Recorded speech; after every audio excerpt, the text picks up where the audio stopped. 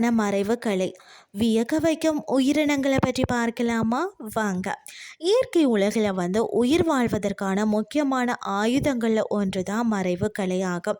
விலங்குகள் தங்கள் எதிரிகளிடமிருந்து தப்பிக்கவும் இரையை பிடிக்கவும் உடலின் நிறம் வடிவம் மற்றது தோற்றத்தை சூழலோடு கலந்து விடுகிறது. இந்த திறமை அவர்கள் வாழ்க்கையில் அசாதாரண அதிசயம். இங்கே உலகின் மறைவு கலைஞர்கள் பற்றி நாம் தெரிஞ்சு கொள்ளலாமா? வாங்க. ஃபர்ஸ்ட் பார்த்தீங்கன்னா கமீலியன். உடலின் நிறத்தை சூழலுக்கு ஏற்ப மாற்றிக்கொள்ளும் திறன் கொண்டது தான். கண்களை 2 திசைகள்லையும் தனித்தனியாக சுற்ற முடியும். அதனால் தான் 360 பாகை பார்வை பெறுகிறது.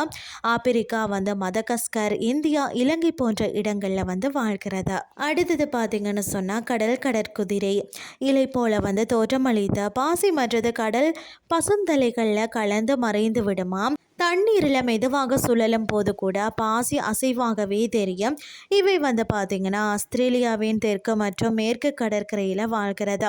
அடுத்தது பனி சிறுத்தை அல்லது பனிக்கோழின்னு சொல்லுவார்கள்.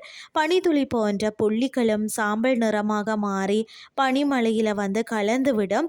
நீளமான வாள் பனியில் சமநிலை காக்கவும் உடலை சூடாக வச்சுக்கொள்ளவும் உதவுகிறது.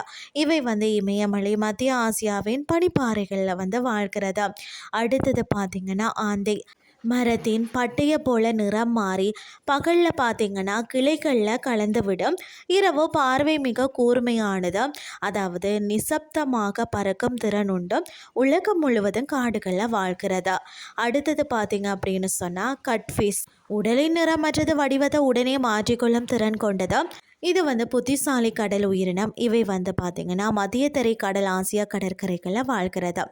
அடுத்தது பார்த்திங்கன்னு சொன்னால் கிராஸ் காப்பர்னு சொல்லக்கூடியது. இதை பார்த்திங்கன்னா பச்சை இலை போல தோற்றமளித்த புல்வெளியிலும் மரங்கள்லையும் கலந்து விடும்.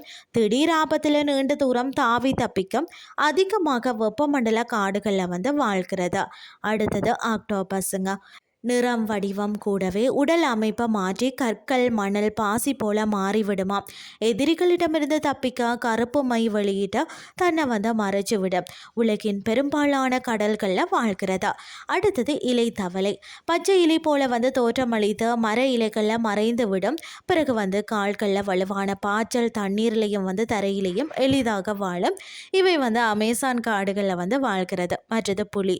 கருப்பு ஆரஞ்சு கோடுகள் காடு மற்றது புல்வெளி சூழல்களில் கலந்துவிடும். இரவில் கூறிய பார்வையும் வலிமையான வாசனை உணரும் திறனும் உண்டு. இந்தியா, வங்காளதேசம், நேபாளம், ரஷ்யாவின் சைபீரியா போன்ற இடங்களில் வாழ்கிறது. இந்த விலங்குகள் அனைத்தும் இயற்கையின் அற்புதமான வடிவமைப்புகள் கொண்டவை. மறைவு கலை என்பது வரும் தோற்ற மாற்றம் அல்லங்க. தங்கள் உயிரை காப்பாற்றவும் இரைய பிடிக்கவும் இயற்கையின் மறைவு கலைஞர்களாக விளங்குகின்றன. அது வாழ்வதற்காக அறிவும் பாதுகாப்பும் ஆகும்.